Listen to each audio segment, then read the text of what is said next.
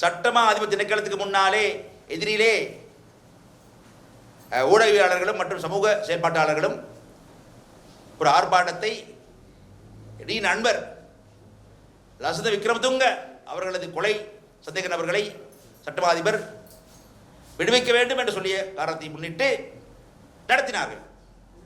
அந்த ஆர்ப்பாட்டத்துக்கு பிரபல ஊடகவியலாளர் பத்திரிகை ஆசிரியை மண்டனா ஸ்மாயில் அபவிக்ரம அவர்களது அழைப்பின் பேரில் நான் போனேன், அழைத்தார் போனேன். அதே போல அங்கே அந்த ஆர்ப்பாட்டத்தை ஏற்பாடு செய்திருந்த பிரபல மனதின போராளி செயற்பாட்டாளர் சகோதரர் தருந்து ஜெயவர்தன அவர்களிடம் இதை பற்றி நான் உரையாடி இருக்கிறேன். அவர் நன்றாக தெரியும். இன்று காலை நேற்று மாலையும் தருந்து தொடர்பு கொண்டு எனக்கு அங்கே ஏற்பட்ட அசௌகரியம் தொடர்பாக வருத்தம் தெரிவித்தார். தனது செயல்பாட்டாளர்களிடம் எடுத்து கூறுவதாக கூறினார். அங்கே வந்தது பலர் எனக்கு தெரியும், அறிந்தவர்கள், புரிந்தவர்கள். ஒரு சில சிறுவர்கள் அங்கே இருக்கிறார்கள், அரை வேக்காடு சிறுவர்கள் இருக்கிறார்கள். இந்த அரை வேக்காடுகளுக்கு எங்கள் வரலாறு தெரியாது. லசந்த விக்ரமதுங்க நண்பர், தோழர். கடந்த காலத்திலே 2005 2009 வரை இறுதி யுத்தம் இருந்த காலகட்டத்திலே கொழும்புக்கு அடைக்கலம் தேடி வந்த மக்களை எதிராக கோத்தாப ராஜபக்ச பாதுகாப்பு செயலாளரின் வெள்ளை வேன்கள் அழைத்து திரிந்து கடத்தப்பட்ட பலர் கொல்லப்பட்டார்கள், வகை தொகை கைது செய்யப்பட்டார்கள். அதிகாலையிலே 4-3 மணிக்கு சுற்றி வளைப்பு நடத்தப்பட்டு எங்கள் பெண்கள் இரவு உடையுடனே அழைத்து செல்லப்பட்டு மாஜாரத்தில் நிறுத்தப்பட்டு அவமானப்படுத்தப்பட்டார்கள். அந்த நேரத்திலே இறங்கி போராடியது மனோகணேசன் ரவிராஜும் இருந்து வாழ்ந்தான் லசந்த விக்ரமதுங்க. தவிர விக்ரமா கருணாரட்ன தோழர், அவருடைய மகேந்திரன் இருந்தார், நடா இருந்தார், சிறிது ஜாசூரிய, பிரியாண்ட குணரட்ன, டெட்டோ பெர்னாண்டோ, இமக்கா பெர்னாண்டோ, ஃப்ரெடி நேற்று அங்கே இருந்து நேற்று அந்த ஆர்ப்பாட்டத்தில் இருந்தார். அவர் பேசிக் கொண்டிருந்தார். குசல் பெரரா கொண்டு இருந்தார்கள். இது வரலாறு தெரியா சிறுவர்கள், அரை வேக்காடு சிறுவர்கள் என்னை பார்த்து நான் அரசியலாவத்துக்கு வந்து என்று சொன்னார்கள். நான் அழைத்தனால தான் வந்தேன்ப்பா. வந்து கூட்டத்துக்கு வந்து பேசி அரசியலா பெரும் காலமெல்லாம் போய்விட்டது, தேவையில்லை எனக்கு அதெல்லாம். மக்கள் புரிந்து கொண்டாலும் சரி, புரிந்து கொள்ளப்பட்டாலும் சரி, இதன் வரலாறு. வரலாறு அழைக்க முடியாது, அழிக்க முடியாது, ஒழிக்க முடியாது. அதன் உண்மை புரிந்து கொள்ள வேண்டும். ஆகவே அன்றைய காலகட்டத்திலே நாங்கள் போராடிய பொழுதுதான் எங்கள் துணையாக இருந்தவர் தான் லசந்த விக்ரமதுங்க. இது இங்கே களப்பாறை மருத்துவமனையிலே கொல்லப்பட்ட பொழுது அங்கே முதல் ஓடி போனவன் நான் தான் போனேன். அங்கே யாரும் ஒரு திருவிழி இல்லை. கொடுங்கோலான காலம். இன்றைய வீரர்கள், சமூக செயல்பாட்டாளர்கள், எள்ளி நகையாடுவர்கள் எவருமே இல்லை. எல்லாம் ஓடி ஒழிந்து விட்டார்கள். தலைவர்கள் ஒழிந்து விட்டார்கள், தொண்டர்கள் ஒழிந்து விட்டார்கள். நான் தான் அங்கே இருந்தேன். அது சென்ற பொழுது லசத்தை தூக்கி வந்தார்கள். வந்த பொழுது அவர் தலை பிளந்து மூளை வெள்ளையாக வெளியே கொட்டி கொண்டிருந்தது. இன்று போல அந்த காட்சி கண்களிலே இருக்கிறது. அது லசத்துக்கு எனக்கு தொடர்பு. ஆகவே எங்கள் சிறுபிள்ளை நினைக்க வேண்டாம். சிறுவர்கள், அறவேக்காடு சிறுவர்கள், சிறுவர்கள் அடைக்க வேண்டாம் கூறிக்கொள்ள விரும்புகிறேன். மட்டுமல்ல, இன்று அன்றைய பார்த்த அந்த இடத்திலே அறகல வாழ்க ஜெயவேவா என்ற கோஷம் எழுந்தியது. அறகலை என்றால் தெரியும் உங்களுக்கு, சில இடங்களுக்கு முன்னாடி கொள்கை நடந்தது. இன்று அறகலை எங்கே இருக்கிறது தெரியவில்லை. பார்த்தால் அறகலையின் மூலமாக பெரும் லாபம் சம்பாதித்த முதல் நபர் தான் ரணில் விக்ரமசிங்க. ஓட்ட ஓடி விட ஒரு ஜனாதிபதி ஆனார். முதல் லாபம் அவருக்கு தான். அடுத்து யாருக்கு? ஏகேடி ஜனநாயக அவர் தான். இன்று 150 பேருடன் அறகளை பயன்படுத்தி வந்து ஆட்சி அமைத்து விட்டார், அமைத்து விட்டார். என்று கூட பார்த்தா அறகளில் செயல்பட்ட பிரபல ஒருவருக்கு பதவி வழங்கியிருக்கார். அப்படிதான் பதவி வழங்கியிருக்கார் என்று பார்த்தேன். ஆக அறகளை ஜெயவான்னு சொல்லி பிரயோஜனம் கிடையாது. அறகளையும் போது போராடிய பலர் சில மாதங்கள் போராடியிருக்கிறார். ஆனால் மனோ கணேசனும் நானும் பேர் சொன்ன எல்லோருமே, நாங்கள் எல்லோருமே 2005 9 வரை ஒவ்வொரு நாளும் அறகள் தான், ஒவ்வொரு அறகள் தான். காலையில் வீடு விட்டு போனால் மாலையில் திரும்பி வருவோமா, உயிரோட வருவோமான்னு சந்தேகம் வந்தது இந்த போராட்ட காலம். அன்றே யாரும் போராட்டம் இருக்கவில்லை, நாங்கள் தெருவில் இருந்தோம். அது மக்களுக்கு மறந்து விட்டாலும் பரவாயில்லை, என் மனசாட்சிக்கு தெரியும், தெரிந்தவர்களுக்கு தெரியும், அது உண்மை. ஆகவே இன்றைய அந்த அறகலைக்காரர்கள் தான் 2005 மஹிந்தவை கொண்டு வந்தார்கள். 2010 மீண்டும் மஹிந்தவை கொண்டு வந்தார்கள். 2019 மீண்டும் கோட்டையை கொண்டு வந்தார்கள். 2024 மீண்டும் அழகை கொண்டு வந்திருக்கிறார்கள். அவ்வளவுதான். ஆகவே நாங்கள் எதிலுமே இல்லை, தனியாக தான் இருக்கிறோம், நேர்வழியில் வந்திருக்கிறோம். இன்று நேற்று பார்த்தால் அரசாங்கம் ஒரு பட்டியல் வெளியிட்டிருக்கிறது. என்ன பட்டியல் அது? இழப்பீடுகள். அறகலை காலகட்டத்திலே எரிக்கப்பட்ட வீடுகளுக்கு அரசியல்வாதிகள் இந்த நஷ்டீடு பெற்றிருக்கிறார்கள். நஷ்டீடிலே பட்டியலில் என் பேர் இல்லை, என் பேர் இருக்க முடியாது. எந்த பட்டியலும் பேர் இல்லை, அது வேறு விஷயம். ஆனால் அவர் பேசுறதுக்கு முன்னாலே அந்த அறகலையின் போது ஒரு எம்பி, மிகவும் அப்பாவி எம்பி, ஒரு ஆளுங்கட்சியாக தான் இருந்தார், நேரம் முட்டு கட்சியில் இருந்தார். அவர் அடுத்து கொல்லப்பட்டார். அவர் மட்டுமல்ல, அவரது பாதுகாவலர் கொல்லப்பட்டார்கள். அந்த எம்பிக்கு உரிய நஷ்டம் வழங்கப்பட்டிருக்கிறதா தேடி பாருங்கள். போதுமான வழங்கப்படாவிட்டால் வழங்குங்கள், போதுமான இல்லாவிட்டால் அதிகம் வழங்குங்கள். பாவம், அப்பாவி மந்திரி அவர், அப்பாவி எம்பி அவர், தெரியும் எனக்கு, அமர கீர்த்தி என்றவர், பாவம். அது பாருங்கள். அது மட்டுமல்ல, இதுக்கு முன்னாலே ஒரு பட்டியல் வந்து பார்லிமெண்ட்டிலே, பாராளுமன்றத்திலே இந்த ஜனாதிபதி நிதியத்திலிருந்து உடல் நல குறைவுக்காரமாக பணம் பெற்றவர்கள், அதில் என் பேர் இல்லை. அதுக்கு முன்னால் வயசோர் சொன்னார்கள், அதில் என் பேர் இல்லை. வயசோர் இல்லை, எத்தனால் பெறவில்லை, பெட்ரோல் ஷேர் பெறவில்லை. 20 வருஷமாக அரசால் இருக்கிறேன். பெட்ரோல் ஷேர் இல்லை, வயசோர் இல்லை, எத்தனால் பெர்மிட் இல்லை, மண் பெர்மிட் இல்லை, ஜனாதிபதி பணம் பெறவில்லை, கடைசியாக இந்த நஷ்டீடு பெறவில்லை. அரசாங்க சொத்தை அனாவசிய முறையிலே நான் பயன்படுத்தவே இல்லை. அப்படித்தான் நான். அதே போல பாராளுமன்ற முறையை கூட நான் கட்சி முறையே கிடையாது, கட்சி முறையே கிடையாது. எவ்வளவு வரப்பிரசாதங்கள் பதவிகள் எனக்கு சொல்லப்பட்டாலும் கூட நான் மாறவில்லை. அதுதான் நேர்வழி. நேரடியில் வந்து எங்களை பார்த்து குறை சொல்ல சில கோட்டான்கள், சில உள்ள நரிகள் போயிட்டாலும் கூட உண்மையாதுதான். நான் சொன்னது உண்மை, வரலாறுகள் இருக்கிறது. ஆகவே அந்த வரலாறை புரிந்து கொண்டு மக்கள் எங்களோட வருவார்கள், தெரியும் எனக்கு. நாங்கள் மீண்டும் பலமாக எழுந்து வருவோம், நம்பிக்கை இருக்கிறது நிச்சயமாக. ஏனென்றால் எப்பொழுதுமே நீதியை அழித்து ஒழித்திட முடியாது, ஒழித்து வைக்கலாம், ஒழிக்க முடியாது, ஒழிக்க முடியாது, உண்மை. ஆகவே நிச்சயமாக எழுந்து வருவோம், நிச்சயமாக என்று கூறிக்கொண்டு விடைபெறுகிறேன். நன்றி. தெரியும் போல கொல்லப்பட்டது சம்பந்தமாக சட்டமாதிபர் திணைக்களத்தில் ஒரு கடிதம் வெளியிடப்பட்டது. அது சம்பந்தப்பட்ட சந்தேக நபர்கள் விடுவிக்கப்படலாம் அப்படின்னு. இந்த கடிதம் தொடர்பாக உங்களுடைய கருத்து என்ன? காரணம் ஜனாதிபதி கூட சட்டமாதிபர் சந்திச்சு சொல்லியிருக்காரு, பேசியிருக்காரு. ஜனாதிபதி அவர்கள் இந்த அடுத்த காரணமாக தான் வேறு வழி இல்லாமல் சட்டமாதிபர்களை அழைத்து பேசியிருக்கின்றார்.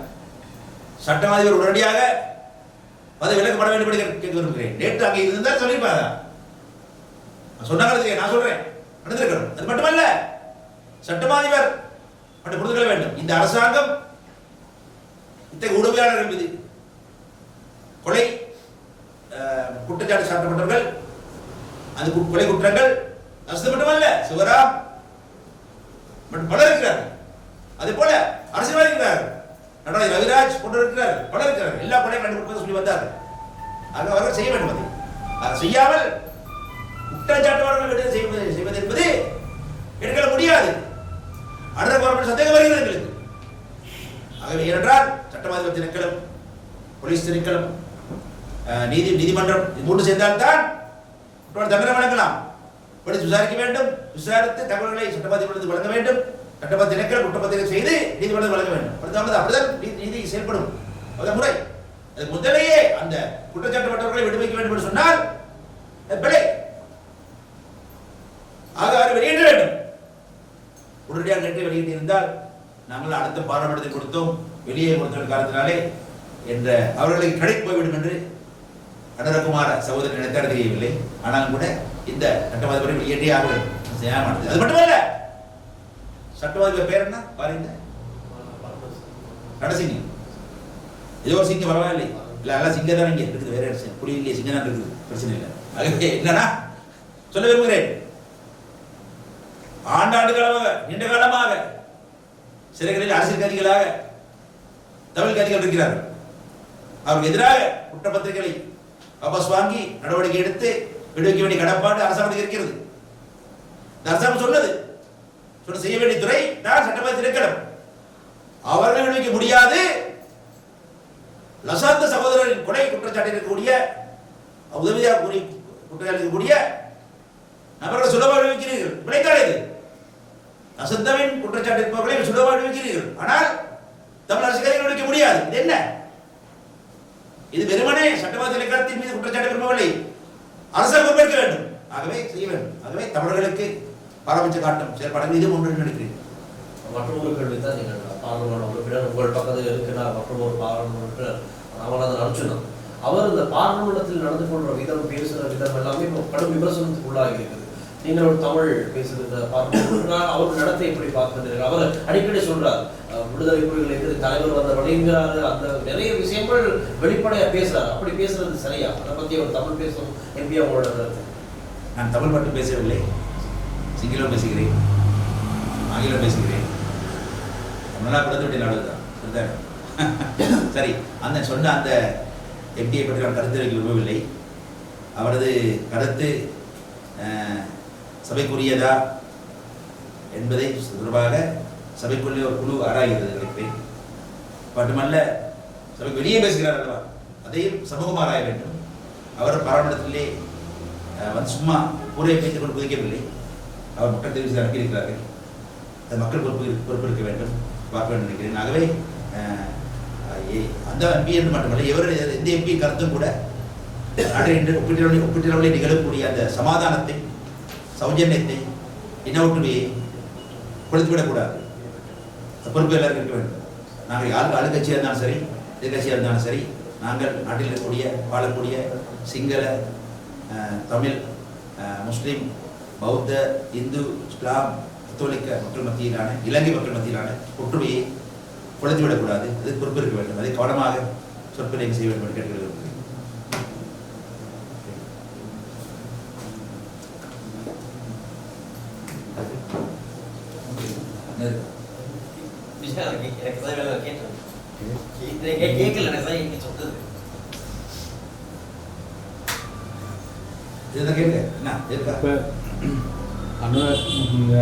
ஜனநாயக கவர்மெண்ட் வந்து சுற்றி தான் இந்த வீட்டுங்களுக்கு கொடுத்த காசுங்களில் வெளிப்படுத்தினார்.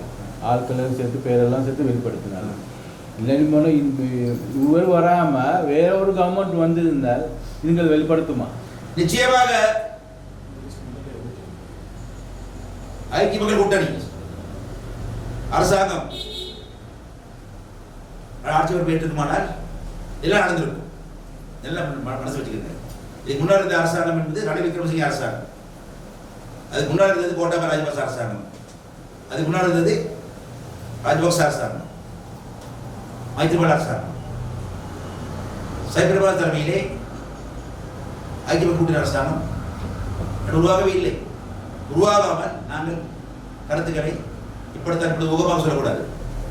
இன்றைய பட்டியலை விட பல கட்டிகள் வந்திருக்கும். அது மட்டும் இந்த பட்டியல் சார்பாக விவரங்கள் எங்கள் வெளியாக இருந்தன, எனக்கு தெரியும். அதில் பட்டியலாக பலப்பட்டு வாசிச்சாங்க. ஆகவே இன்று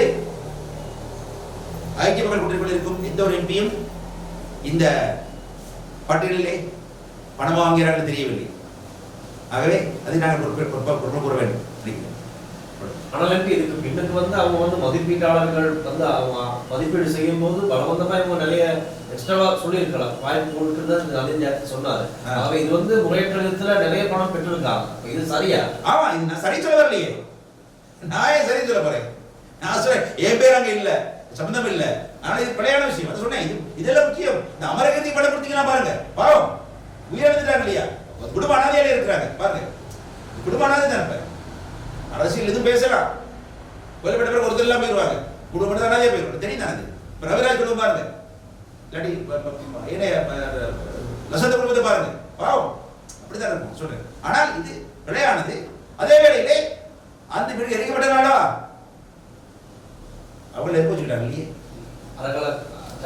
யாரை வச்சாங்க அரசாங்கம் உடனடியாக விசாரணை கொண்டு போய் நிமித்து அதை கவனத்தை எடுக்கணும் பார்க்கணும் எல்லாம் அராஜகம் தான் அராஜகம் செய்ய பார்க்கணும் அது மேலே தானே யாரால தான் கூட வந்து வீடு எரிக்கக்கூடாது இந்த எரிப்பு சொல்ற பொழுது ஞாபகம் கிடக்கு கடைசி முடிச்சிடறேன் அன்றைய சம்பவம் நடந்து அடுத்த வாரம் பாராளுமன்ற கூட்டும் பொழுது நான் பேசிக்கொண்டது எதிர்கட்சியில் இருந்து எனக்கு முன்னாடி தினேஷ் குருபடுத்த நாளை பிரதமர் வந்திருந்தார் ரமேஷ் மதுரனா வந்திருந்தார் இன்னொரு பதில் குருபடுத்த வந்திருந்தார் கேட்டேன் உங்களுக்கு இடி 10 ரூபாய் உங்க வீடு எரிஞ்சது தானே ஆமா நான் தலை முன்மை தலையாட்டினாங்க மனவரத்தை தெரிந்து கொள்ள விரும்புகிறேன் நான் கவலைப்படுகிறேன் ஒருபோதை ஏற்றுக்கொள்ளவில்லை நீங்கள் ஆளுங்கட்சி நான் எதிர்கட்சி இருந்தாலும் கூட உங்களுக்கு ஏற்பட்ட இந்த வன்முறை நான் எவ்வளவு அங்கீகரிக்க மாட்டேன்னு சொன்னேன் ஆனால் 83 வருஷத்துல எங்கள் வீடு எவ்வளவு கார்டன்ஸ் எரிக்கப்பட்டது எங்கள் வாகனங்கள் எரிக்கப்பட்டது என் நண்பர்களின் உறவினர்களின் வீடுகள் எரிக்கப்பட்டது எரிக்கப்பட்ட மட்டுமல்ல அவ்வளவு வீதியிலே ஒரு வாகனம் எரிக்கப்பட்ட பொழுது அதில் வெளியே தப்பியோடைய ஒரு தாயோர் கையில் இருந்து குழந்தையை படித்து குழந்தை வீசுறாங்க கண்ணால பார்த்தேன் எதுக்கட அப்படி கௌரவ புகழங்க இல்ல கௌரவத்தை இல்ல மேவா கனகாட பிரகாசகரேன அப்படி எவ்வளவு அதில் உன்னே வந்திருந்தேனே அன்றைய காலகட்டத்தில் எங்களது வீடு எரிக்கப்பட்ட பொழுது எங்களுக்கு நஷ்டம் கிடைக்கல யார் வருத்தம் தெரிவிக்கல மன்னிப்பு கேட்கல உண்மை அத்தகைய இடத்தை பிரயத்தப்படுத்த மனோ கணேசன் படுத்துறாரு कहते हैं අපේ ගෙවල් ගෙඩි දෙනකොට සාධන කරන්නේ මේ ගෙඩි දීපක වැරදි වන්දිත් වැරදි ගෙඩි දීපක වැරදි මොකද වන්දි ගලව ගන්න ඕන අර මානුවරේ නැත්තම් මේ කල්තරෙස්සික්කේ මුසි ජනතාව ගෙවල් කීපක් ගෙඩි දීපද මෑතකදී එන්න බර අසුතුරේ 77 අපේ ගෙවල් ගෙඩි මගේ ගෙවල් ගෙඩි අපේ ගෙවල් ගෙඩි දීපනේ වන්දි ලැබුණේ නැහැ සතවත් සතපත් ලැබුණේ නැහැ කාල මරුවා කනගාට ප්‍රකාශ කරත් නැහැ. වන්දිත් නැහැ කනගාටවත් නැහැ. ඒ වගේ ජනතා නියෝජනය කරන්න තමයි අපි. ඒ තීරණ ගන්න ඕන.